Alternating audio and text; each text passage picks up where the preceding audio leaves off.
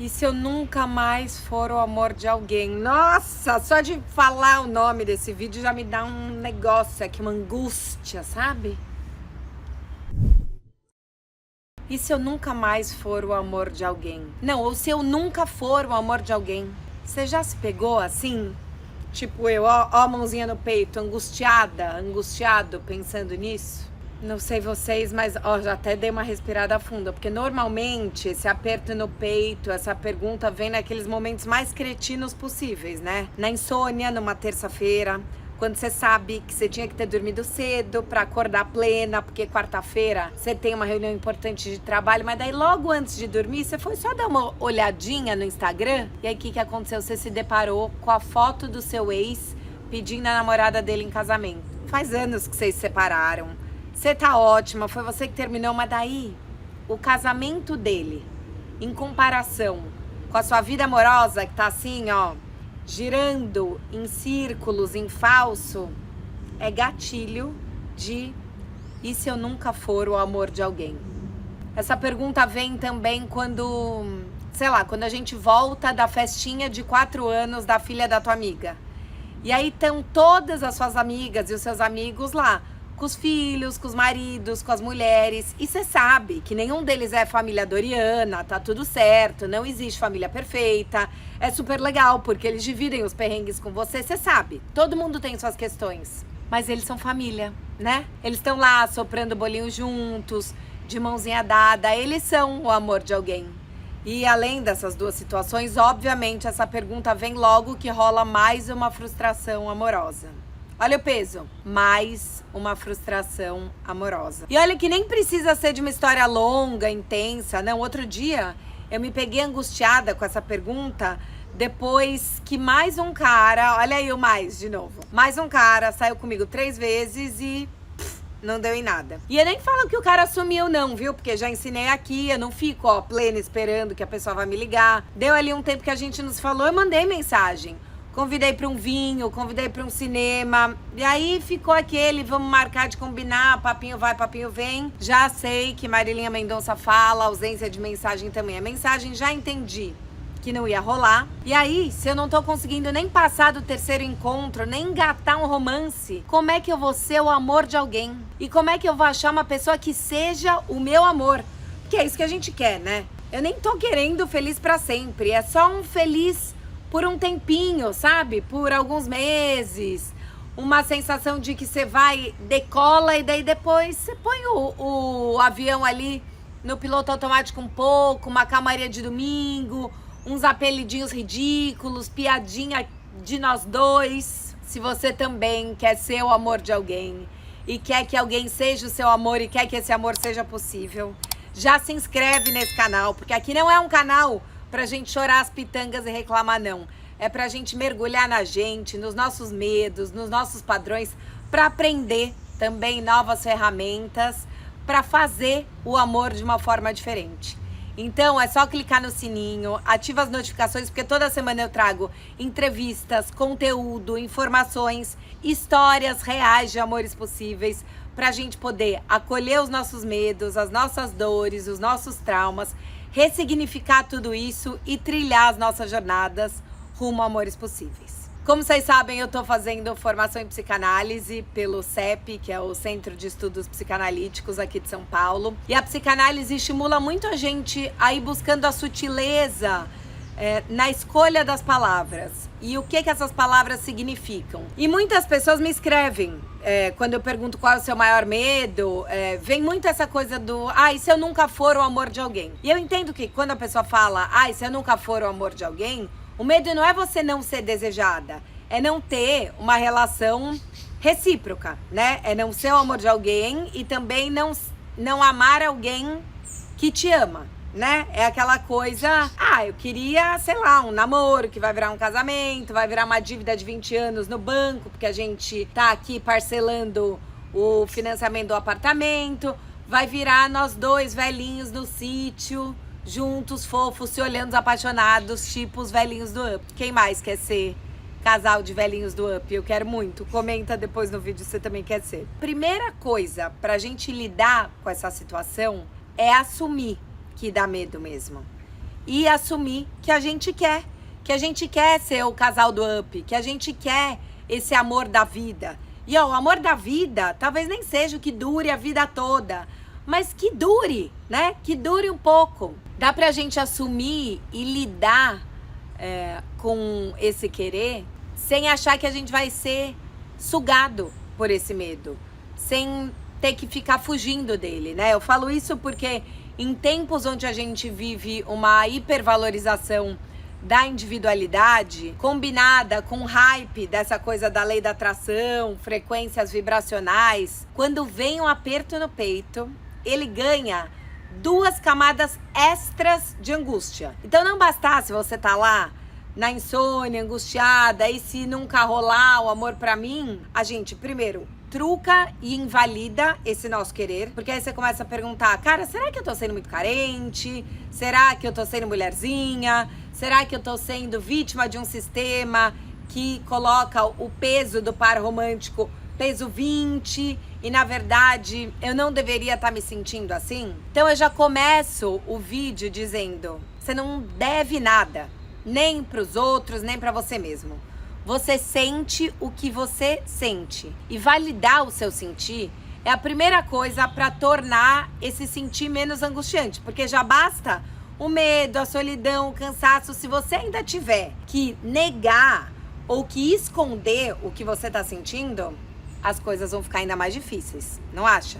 E aí eu sempre falo aqui que você pode sim gostar da sua vida hoje, aprender a cultivar momentos gostosos e ainda assim querer ter alguém, né? Eu vou até falar mais pra frente sobre como a gente faz um equilíbrio, um balanceamento dessa falta e da vida de hoje, de um jeito mais positivo. Então fica até o final do vídeo porque eu vou trazer esta solução pra gente. Mas antes vamos chafurdar nos nossos problemas, porque a gente tem que ir lá no fundo, mexer em tudo pra aí as coisas se ressignificarem. E a outra camada de angústia que vem é essa coisa desse lance vibracional. Não sei se vocês são assim, mas eu sou super da energia, da espiritualidade. E eu já me dei esse nó, então eu achei que valia dividir. Que é o medo de estar vibrando na falta, na escassez. E aí o quê? Atrair ainda mais falta e escassez. Eu odeio. Bom, eu não gosto dessa palavra atrair. Eu já falei isso em outros vídeos, eu quero falar aqui de novo. Porque atrair parece que é isso, né? Que você é um imã e que você lidar com o seu medo e com a sua tristeza é, sei lá, tipo uma doença contagiante que vai zicar todas as nossas chances de ter alguém legal. Chances essas que já parecem poucas, porque afinal ninguém fica aqui. Isso reforça o quê? A culpa. A gente se culpa por quem a gente é, eu vou falar isso daqui a pouco. E a gente se culpa por estar sentindo medo, estar sentindo falta, estar sentindo angústia. E isso abre uma lógica muito, muito perigosa. A gente se culpa pelo sentir e a gente se sente responsável pela vida amorosa não tá rolando. Tem uma entrevista incrível aqui no canal com a psicóloga Lígia Baruch. Se vocês não viram, vale a pena ver, vou colocar na descrição do vídeo, que aborda exatamente essa questão do qual é o problema comigo.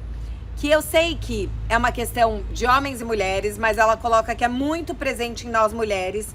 Que ela fala, cara, as mulheres terminam as relações, né? Ou tem relações que acabam. A primeira coisa que elas perguntam no consultório é qual é o problema comigo. E aí quando vem essa questão, né, de se o amor nunca rolar pra mim, a primeira coisa que a gente faz quase automaticamente é, se não tá rolando, então tem algo de errado comigo. Que é um pensamento super punitivo e autodepreciativo.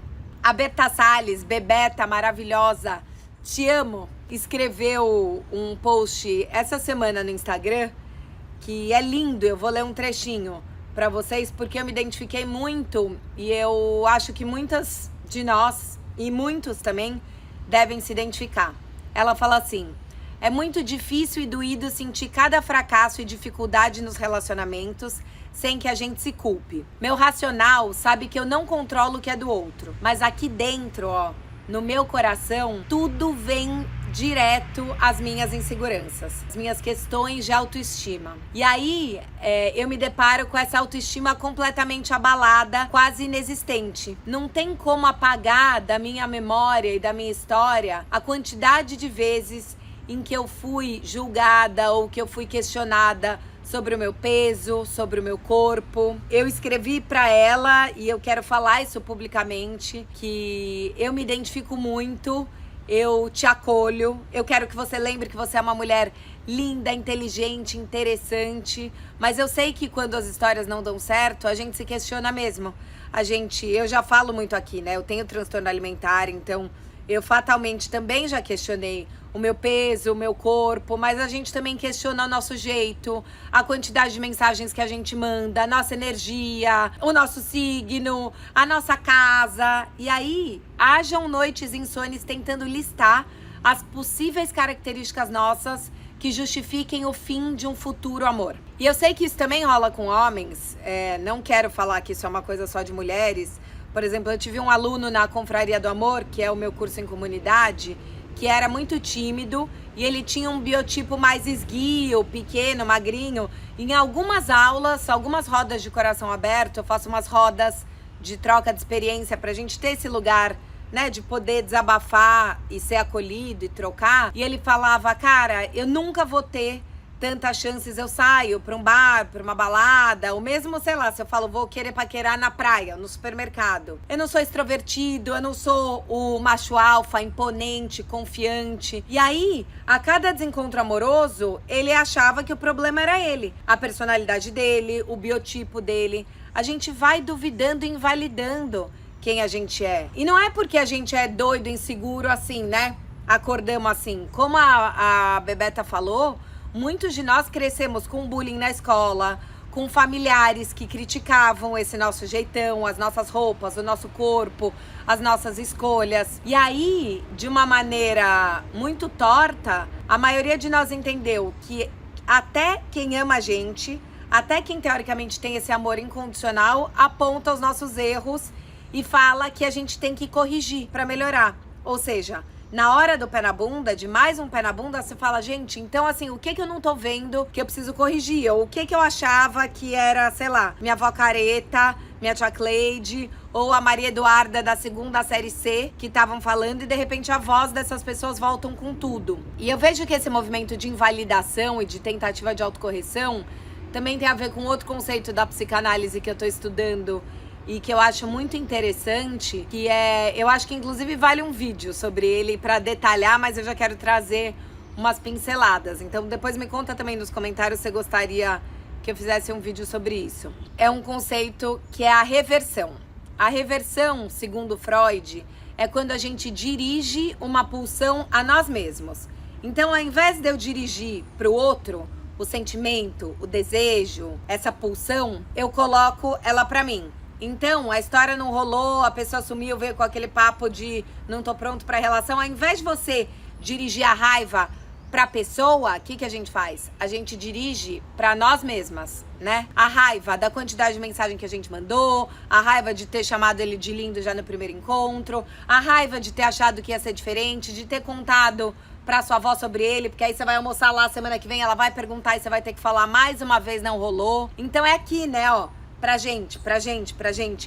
Esse movimento de reversão, ele é altamente masoquista, porque de uma forma inconsciente, a gente tem um prazer na dor. A gente tem um prazer de se colocar nesse lugar de que mais uma vez foi machucado, mais uma vez desamparado, de viver nesse lugar de, nossa, eu nunca vou ser o amor de alguém. E além disso, quando a gente coloca essa reversão pra gente, isso também tem a ver com o movimento de controle. Que assim, já que eu não controlo as ações do outro, já que eu não controlo o amor, já que eu não controlo nada, se eu fizer esse movimento de reversão, eu tenho a falsa sensação de que eu controlo, né? Então, se eu me mudar, se eu me ajustar, se eu for mais bela, recatada e do lar, se eu for mais comedida, se eu for diferente, aí as coisas vão mudar.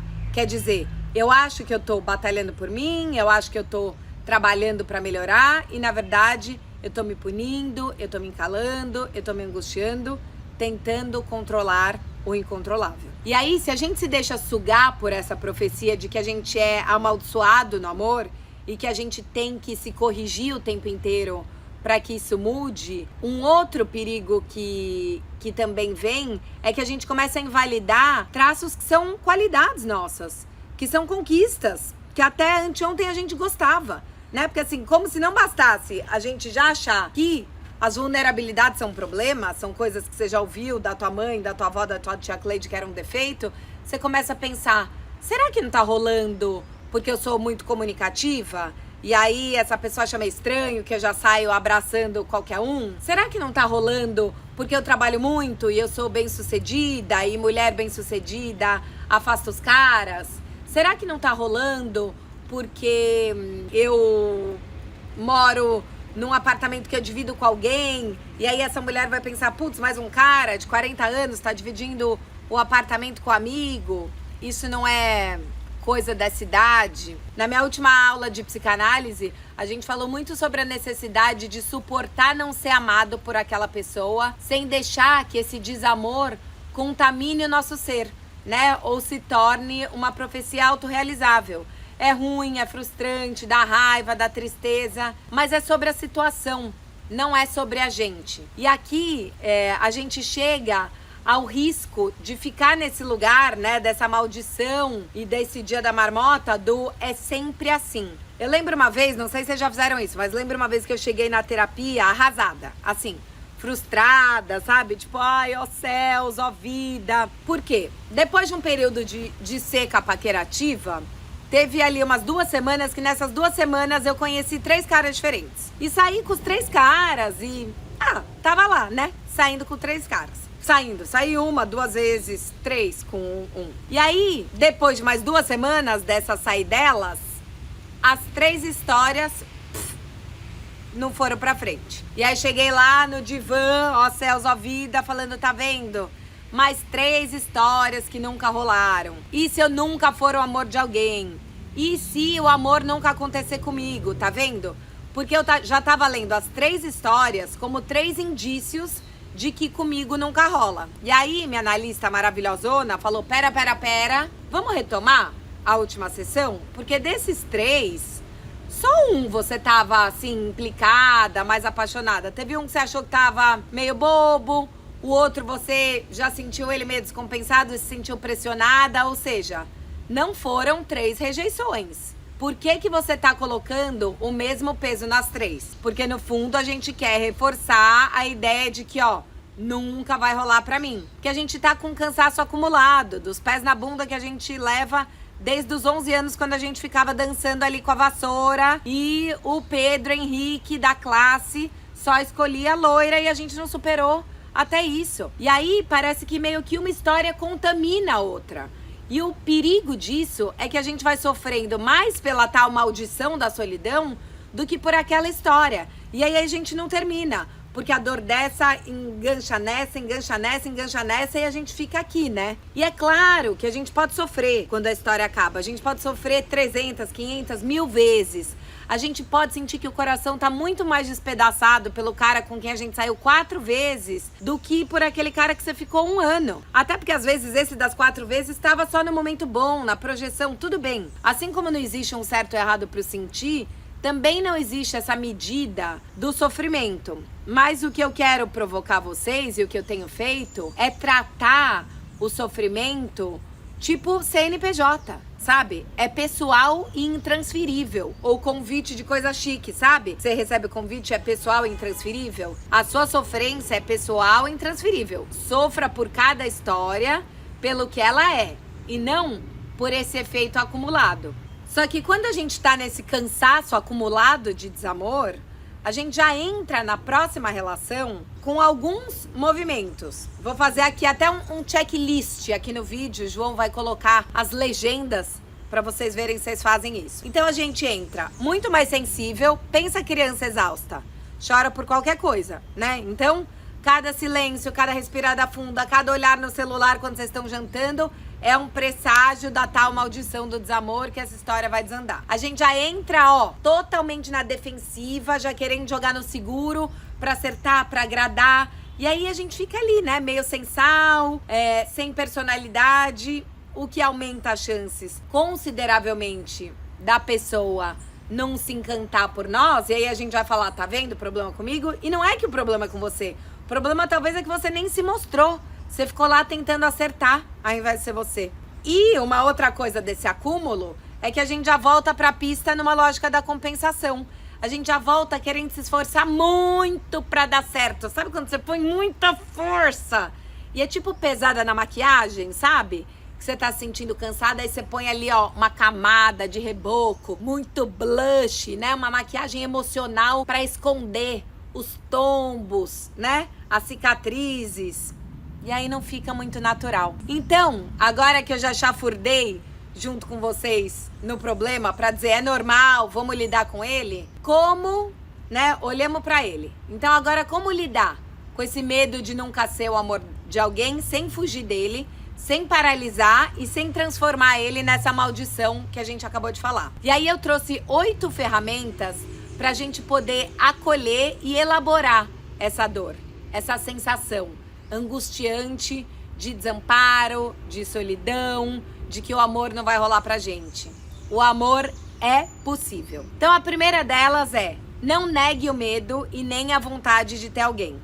Eu comecei o vídeo com esse ponto e eu quero reforçar. Angústia, tristeza e carência não são contagiantes. Todos nós somos seres sociais, todos nós precisamos de vínculo de afeto e tá tudo bem. Acolhe a própria falta, para de querer ser autossuficiente ou achar que a sua falta e a sua vontade de estar com alguém vai afastar o outro. Somos todos seres faltantes e desejantes. Essa falta não é um buraco sem fundo, sabe? Um poço sem fundo que vai te sugar e sugar os outros. É constituição humana. Esse cara, essa mulher por quem você tá apaixonado, também tem as faltas, as sombras, os buracos. O seu querer não é sinal de incompetência, de carência, de desespero. E quanto mais você naturalizar esse querer, mais você vai poder voltar aos encontros sem ter medo de assustar o outro, de pesar a mão.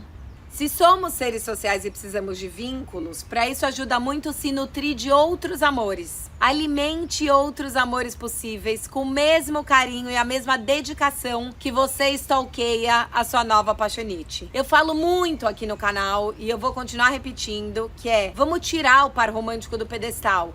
É uma delícia e eu quero ter um namorado, um marido? Quero.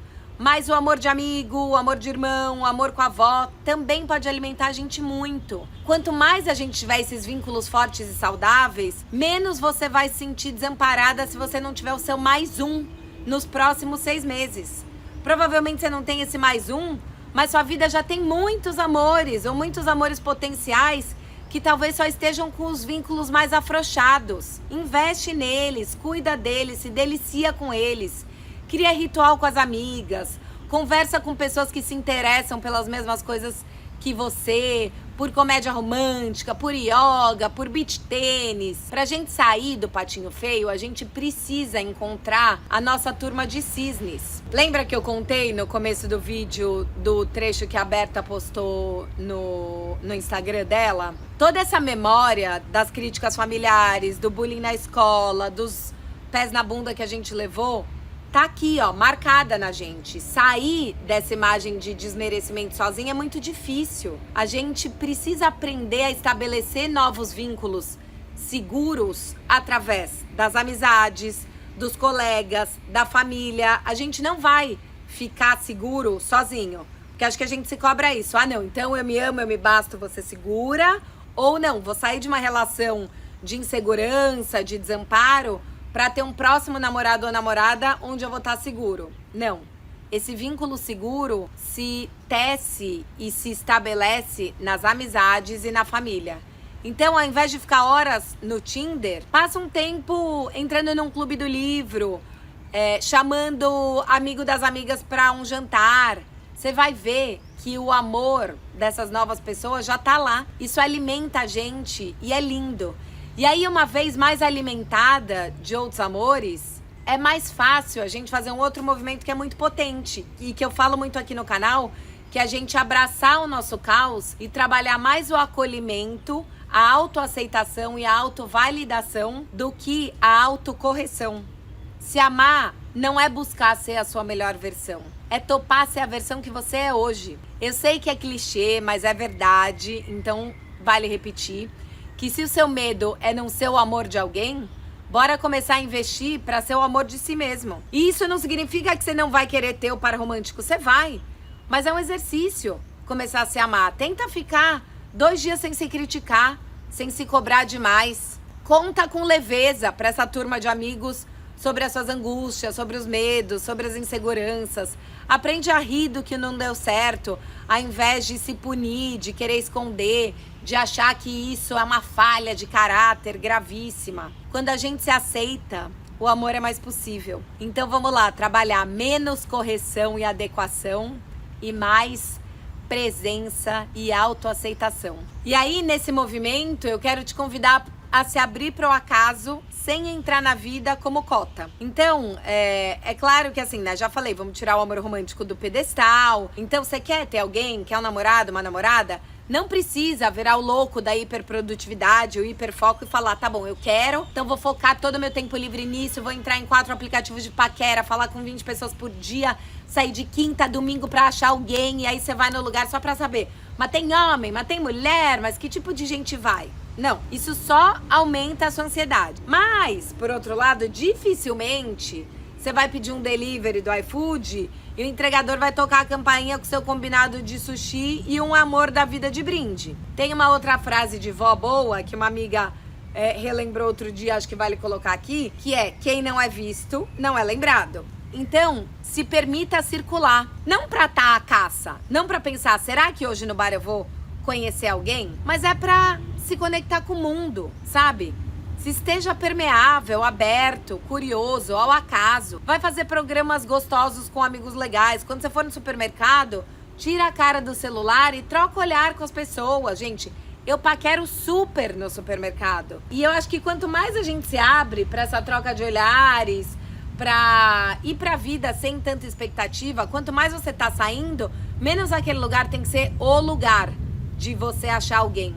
E aí você vai circulando com essa leveza e para de entrar no lugar achando que ninguém vai olhar pra você, sabe? Eu, durante muito tempo, quando eu voltei pra pista, eu voltava nesse lugar de me sentindo na cota, sabe? Porque eu tava com umas amigas que eu achavam que eram mais bonitas do que eu, mais interessantes. E aí, era meio assim, ah não, deixa elas falarem com o cara, porque se eu tô aqui com elas, eles nem vão olhar pra mim. Eu nem puxava papo, eu já meio saía de fininho. Não, vamos se experimentar mais. Vamos se julgar menos. Elas são lindas, você admira elas? Ótimo! Eu admiro muito as minhas amigas. Não se diminua por isso, tem lugar pra todo mundo. E aí eu vejo que quanto mais a gente se abre, se coloca no mundo, pro acaso, se conecta, menos pesados são os desencontros e os tocos até. Mulherada, vai puxar papo. Eu até falei isso no meu vídeo de janeiro, do começo do ano, de coisas que eu mudei. E estamos chegando quase ao final do ano e eu mantive esse bom hábito novo, que é puxar papo com os caras. Você não precisa ir lá falar: oi, querido, quer dormir na minha casa, te achei um gato. Não é isso. Mas sei lá, você tá num bar, achou o cara bonitinho, vocês estão esperando o drink, pergunta pra ele. Fala: o que você tá tomando? Ah, eu tô na dúvida de um Negroni ou do Gin Tônica. Sabe se o Negroni aqui é bom? Ou o cara postou um negócio nos stories. Elogia a foto dele, pergunta de onde é. Fala que você também tava doida pra ir andar de bicicleta em São Paulo, mas que você tem um pouco de medo, onde é um lugar bom pra começar. Você vai ver que tem um monte de gente aberta, querendo puxar papo. E aí, a cada pequena troca, a gente vai alimentando essa faísca de esperança. Pode ser que tenha sido só o papo e o cara vai falar: ah, o Negroni. Mas pode ser que aí role um flerte, que vire um beijo na boca, ou que vire só um papinho. Mas a gente vai saindo, sabe? Lá da bolha da maldição. Você fala: nossa, tem gente, tem possibilidades. E por falar em possibilidades, eu lembro de uma outra frase da Lígia Baruch, que é: a gente precisa lembrar que o amor é uma possibilidade e não uma certeza. Lígia falou isso e Rita Lee também fala naquela música maravilhosa. Tem um trecho que ela fala: sexo é escolha, amor é sorte. Amor é um pouco de sorte mesmo. E a gente tem que aceitar o incontrolável, o imponderável, sem querer racionalizar os desencontros. Nem tudo tem um motivo, uma razão. E melhor, essa razão de não estar rolando definitivamente não é o fato de que tem algum problema com você. Falei muito isso no começo do vídeo, espero que você tenha interiorizado. Mas toda vez que seu superego gritar: eu sou também aqui, ó, racionalizando e faz com o dedinho assim, racionalizando, às vezes enlouquecendo. Então toda vez que o seu lado racional analítico estiver apitando, ao invés de ficar se perguntando qual o problema comigo, para de buscar o seu problema e começa a buscar as repetições para entender os seus padrões. Então, será que você se relaciona sempre com o mesmo tipo de cara?